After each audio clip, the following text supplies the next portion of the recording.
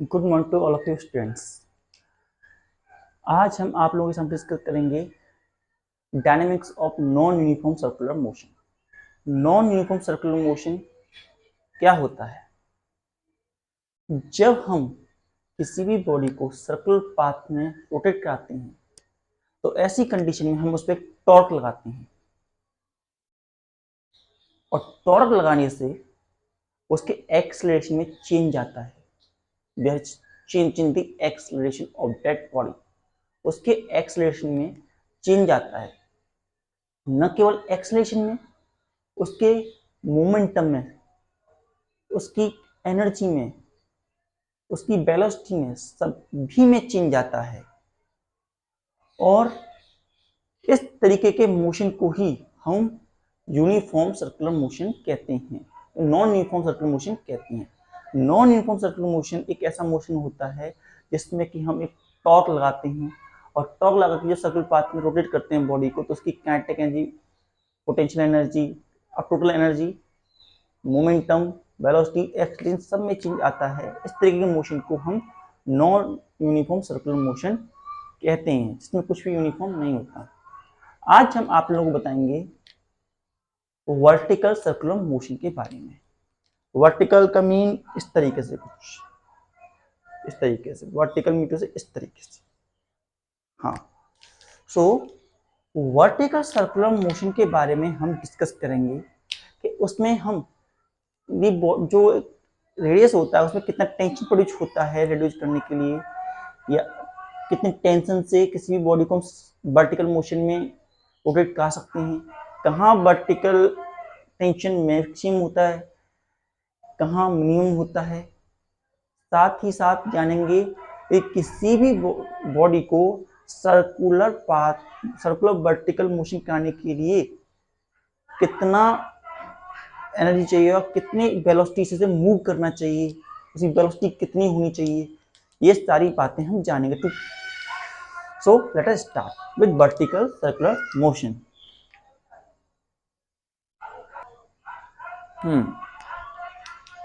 Vertical circular motion, vertical circular motion.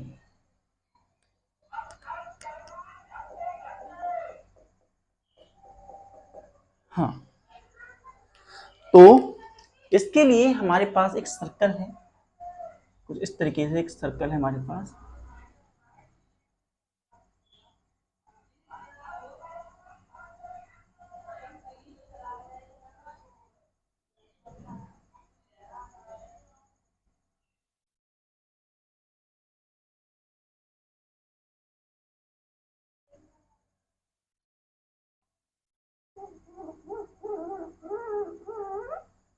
हाँ, it is the vertical circular, vertical circle है हमारे पास। इसमें एक बॉडी हमारी मूव करेगी। ये हमारे सर्कल का सेंटर है। लेट अस टेक इट ओ। यहां से यहां तक का डिस्टेंस है वो लोएस्ट पॉइंट है हमारा। ये इसे, ये और इसकी रेडियस आर है। और यहां से यहां जो है वो हमारा हाईएस्ट पॉइंट है। यहां हम देख पा रहे हैं, यहां एक एंगल है 90 डिग्री का।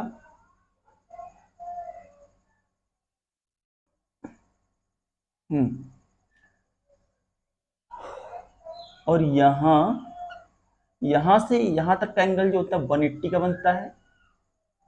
और यहां से यहां लें तो 270 एंगल बनता है। और इधर कंप्लीट एंगल 360 के बराबर बनता है। इस तरीके से हमारी बॉडी सर्कुलर पाथ में रोटेट करेगी। अभी के लिए हम थोड़ा सा इसे हटा देते हैं। तो ये हमारा लोएस्ट पॉइंट है, ये हमारा मैक्स हाईएस्ट पॉइंट है। ये 90 डिग्री पर है और ये 270 पर है। तो अब देखिए यहां पर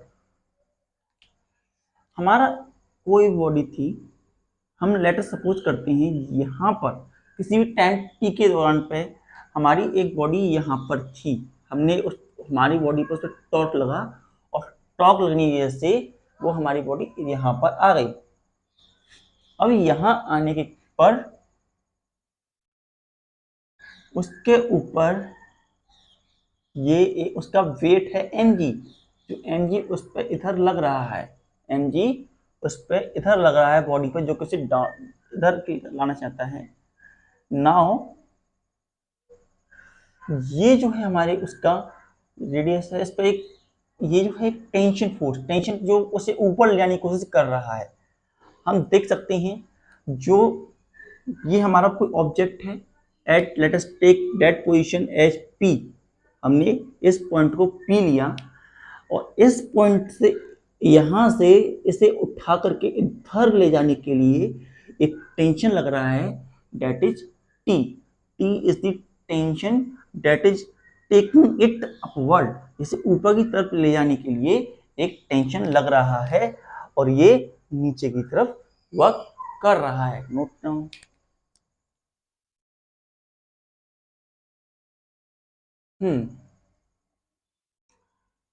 यहां पर हम देख पा रहे हैं जितने यहां से यहां तक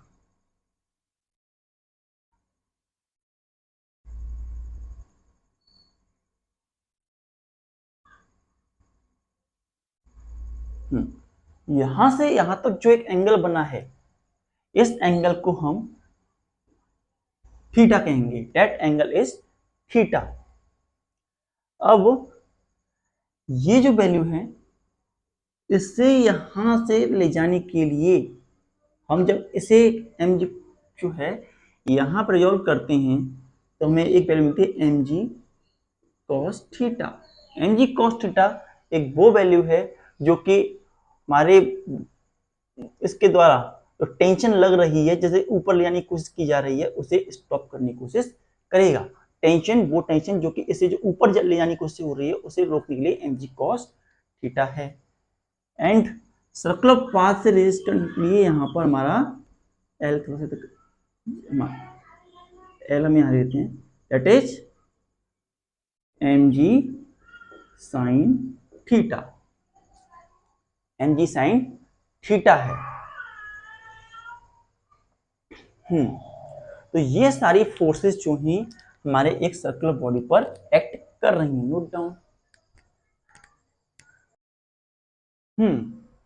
इसके बाद जो हमारा ये mg साइन थीटा है, अच्छे से लिखते हैं इसे,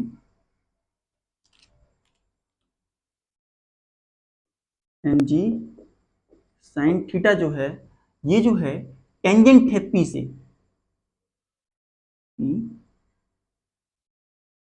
एल इधर, mg साइन थीटा जो होता है टेंजेंट टू P, टेंजेंट है P से, और यहां से ये किसी वेलोसिटी v से मूव करेगा। तो वेलोसिटी इसकी मूव हो रही है टेंजेंट टू v, और टेंजेंट टू p कोई बॉडी होती है, डायरेक्शन देख सकते हैं, tangent to any point give us direction. तो यहाँ पर mg cos थीटा जो है वो यहां से टेंशन जो एक्ट कर रही है उसके अपोजिट वर्क कर रहा है, टेंशन टुवर्ड सेंटर है, सेंट्रीपिटल फोर्स है तो, और ये उसके अपोजिट वर्क कर रही है। तो mg cos theta opposite to T, T से अपोजिट वर्क करेगी। तो mg cos थीटा इसके अपोजिट वर्क कर रही है, और यहाँ ये एंगल और ये वाला एंगल, ये दोनों एंगल थीटा हैं, ये वाला दोनों एंगल थीटा हैं। नाउ इतना सब कुछ करने के बाद में अब हम यहाँ देखेंगे कि जो सेंट्रीपिटल फोर्स लग रही है वो एक टेंशन इधर हो रहा है जो, और एक अपोजिट डायरेक्शन में यहाँ जा रहा है। तो इसे ऊपर ले जाने के लिए इस टेंशन में से अगर mg कौन से सब्ट्रैक्ट करते हैं तो हमें नेसेसरी सेंट्रीपिटल फोर्स ऑब्टेन हो सकती है, जो कि नेसेसरी है वही सर्कुलर पाथ में रोटेट कराने के लिए। सर्कुलर पाथ में रोटेट कराने के लिए जो टेंशन लग रही है वो वो टेंशन जो है अगर हम इस mg sin थीटा को सब्ट्रैक्ट कर दें तो हमें सेंट्रीफ्यूगल फोर्स ऑब्टेन हो जाएगी। तो हम क्या करना चाहते हैं, यहां देखिए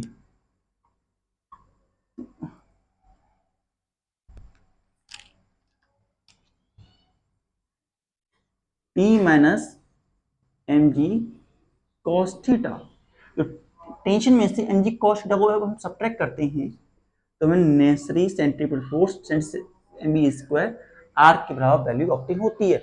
necessary centrifugal force m g square are के बराबर हमारे पास वैल्यू ऑब्टेन होके आती है। नाउ तो टेंशन हमारे पास, तो टेंशन कितना लगा हमारे पास, और टेंशन की वैल्यू हम निकालना चाहें तो what's the value of tension we are going to have, it become equals to M B square are plus M G cos theta. M B square are plus m v m ji cos theta के बराबर हमें पर tension निकल के आती है। It is the value of tension we are going to be have. Now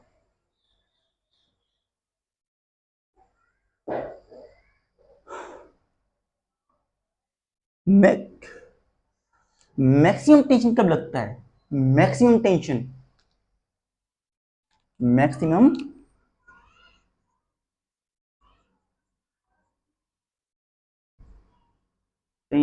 T, maximum tension T कब लगेगा, मैक्सिमम टेंशन टी लगेगा जब cos थीटा की वैल्यू मैक्सिमम होगी।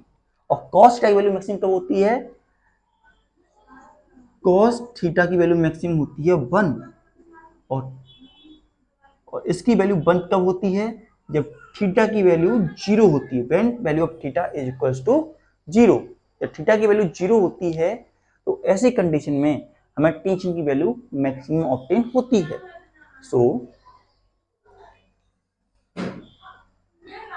तो क्या हुआ, यहां देखिए तो मैक्सिमम टेंशन हमारे पास T equals to M B square are plus M G cos 0, और ये टेंशन हमारे पास कितना आ गया, T equals to M B square upon r plus M G के बराबर आ गया।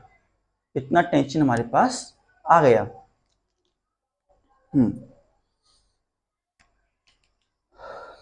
इसको हम चाहें आर ओमेगा स्क्वायर की एक फॉर्म तो ये हो सकता है, और अगर हम v की जगह आर ओमेगा लिखें तो हमारे पास कितना आता है, T equals to m r square omega square upon r plus M G.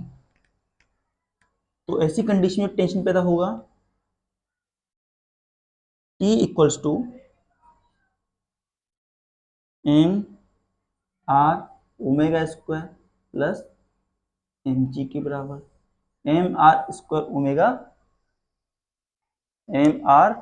Omega square plus M G के बराबर हमारे पास टेंशन आएगी इस कंडीशन में।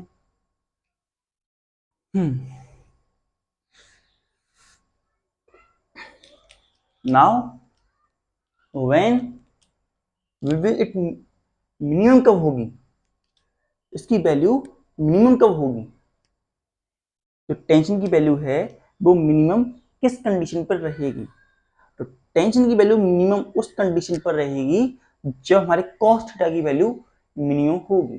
और हमारे cos थीटा की वैल्यू मिनिमम कब होती है, cos थीटा की वैल्यू मिनिमम कब होती है 90 से, cos थीटा की वैल्यू मिनिमम होती है -1।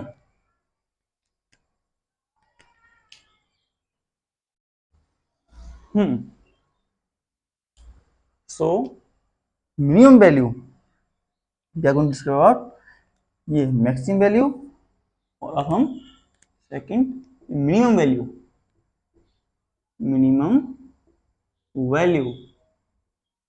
वैल्यू कितनी होगी, और मिनिमम वैल्यू यहां से हम देखें, इससे देखें हम, जब cos थीटा की वैल्यू मिनिमम होगी तब हमें वैल्यू मिनिमम मिलेगी, और cos थीटा की मिनिमम वैल्यू होती है cos थीटा -1। और माइनस का 1 कहां पे आएगा? हाईएस्ट पॉइंट पर। cos theta equals to cos 180 equals to minus का 1। तो ऐसी कंडीशन में थीटा की वैल्यू 180 के बराबर होगी। Theta become equals to 180। Theta की वैल्यू 180 के बराबर होनी चाहिए। और थीटा की वैल्यू 180 हम यहाँ रखते हैं तो टेंशन कितना मिलता है? T equals to mv square r। और 180 हमारा कहाँ बन रहा है? वैसे 180 बन रहा है यहाँ, हम देख पा रहे हैं इट इज अ 180 एंगल, ये हमारा 180 डिग्री है। तो यहाँ पर हमारे पास जो वैल्यू होगी वो मिनिमम होगी। नाउ हमारे पास फॉर्मूला था ये cos थीटा के बराबर, और थीटा की वैल्यू जो 180 रखती हैं तो tension T equals to M B square are minus M G cos 180 plus. तो हमारे पास क्या वैल्यू क्या आती है? cos 180 की वैल्यू मैथ्स की तरफ होती है, तो tension T equals to M B square are plus M G minus 1। तो it's become equals to M B square are minus M G. ये वैल्यू हमारे पास आती है। नाउ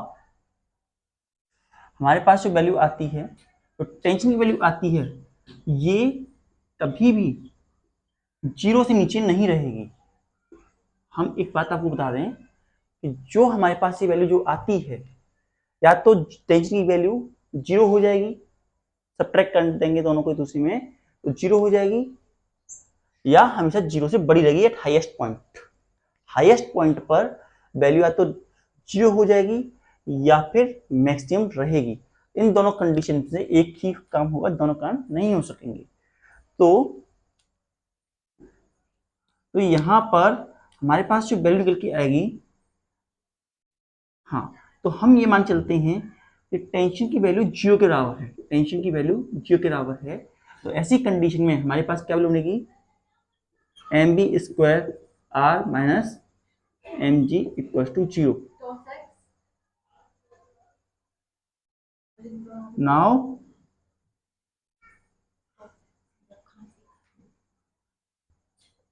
अब हम यहां से माइनस का साइन इधर ले जाते हैं, तो हमारे पास वैल्यू बनती है एम बी स्क्वायर आर बराबर एम जी। एम से एम कैंसिल हुआ। Now V square R equal to G. तो v की वैल्यू हमारे पास हो गई V square equal to R G, and v equals to under root R G. So it is the minimum value at the highest point. ये किसी body की minimum value रहेगी हाईएस्ट पॉइंट पर। Minimum value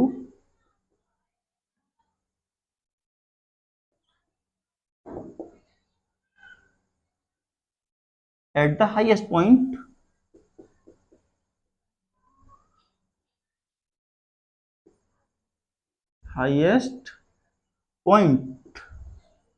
minimum value at the highest point is equal to R G under root R G के बराबर हमें value obtain होगी। Note down.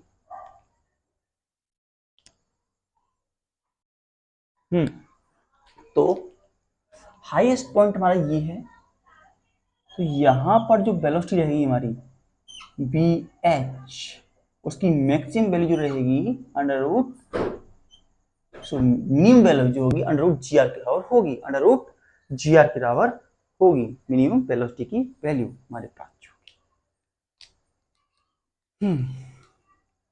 अब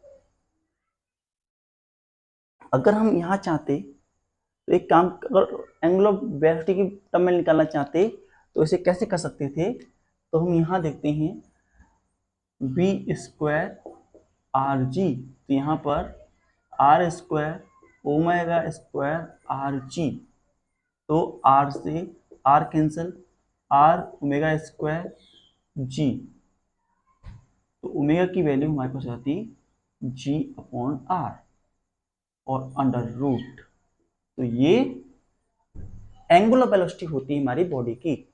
जो मिनिमम एंगुलर वेलोसिटी होती, minimum angular velocity with which body moves is equal to this, minimum angular velocity हमारी इसके बराबर आती, ये हमारी मिनिमम एंगुलर वेलोसिटी होगी। Note down.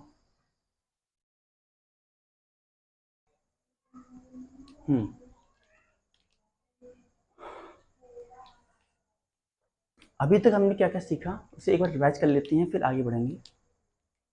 हमने जाना आज वर्टिकल सर्कुलर मोशन के बारे में।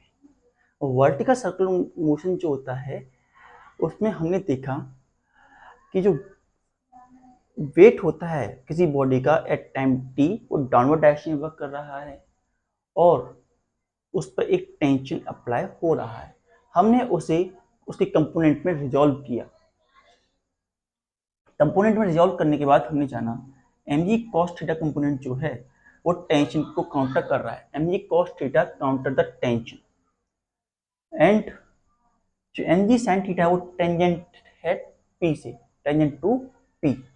साथ ही साथ जो एक्स्ट्रा टेंशन पैदा हो रहा, टेंशन और mg cos थीटा के बीच में जो एक्स्ट्रा वैल्यू आ रही है वो हमें सेंट्रीफ्यूगल फोर्स देती है, और T equal to mg cos theta M B square R, M B square are के बराबर हमें वैल्यू ऑब्टेन होती है। सो हमने टेंशन की वैल्यू निकालने के लिए mg cos थीटा को इधर ले गए, तो M B square are plus mg cos theta की वैल्यू हमारे पास आती है। हमने फिर देखा मैक्सिमम लोएस्ट पॉइंट और हाईएस्ट पॉइंट पर कितनी कितनी वैल्यू रहेगी, at lowest point and highest point पर कितना कितना वैल्यू हमें ऑब्टेन होगा। तो इसके लिए हमने देखा कि लोएस्ट पर जो वैल्यू होगी, वैल्यू लोएस्ट कब होगी, वैल्यू लोएस्ट होगी जब थीटा जो है जीरो के बराबर रहेगा, when theta equal to zero, that is L पे जीरो रहेगा। तो यहाँ पर अगर हम एल पे जीरो माने तो एल पर, तो यहाँ पर टेंशन की वैल्यू हमारे पास आ जाएगी M B square R M जी कॉस जीरो पर वैल्यू वन होती है, तो हमने किया tension T equal to M B square are plus M G के बराबर, तो ये पहला वैल्यू हमें मिली। नाउ मिनिमम वैल्यू कब होगी, मिनिमम वैल्यू होगी कब, जब cos थीटा माइनस के वन के बराबर रहेगा, cos theta become equal to minus का वन, तो हमने माइनस का वन 180 पे होता है, तो t equal to M B square are minus M G cos theta के बराबर वैल्यू हमारे पास आई। नाउ यहाँ पे 180 रखने पर हमें ये वैल्यू मिली।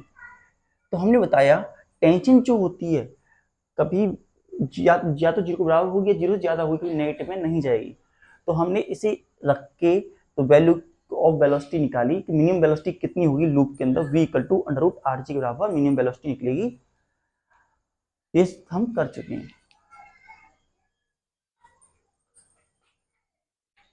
नेक्स्ट हम एक एंगल और लेते हैं, अगर जब हमारा थीटा की वैल्यू 90 के बराबर होगा, the value of theta is equal to 90, then theta equal to 90 minute से let us take that point m point पर, तो हमारे पास कितना वैल्यू आएगी, टेंशन की वैल्यू हमारे पास क्या है, t minus M G cos theta बराबर M B square R, M B square are के बराबर हमारे पास वैल्यू है। नाउ इधर लिख गए तो t equals to M B square are plus M G cos theta, theta की वैल्यू 90 है, t equals to M B square are plus M G cos 90 zero होता है, तो tension t equal to M B square are plus M G into zero हो गया। Tension जो है हमारा इस कंडीशन में ओनली सेंट्रीपिटल फोर्स की मदद से ऑब्टेन होगा, ओनली सेंट्रीपिटल फोर्स जो एम बी स्क्वायर आर है उसके बराबर रहेगा। इसका यहाँ पर हमारा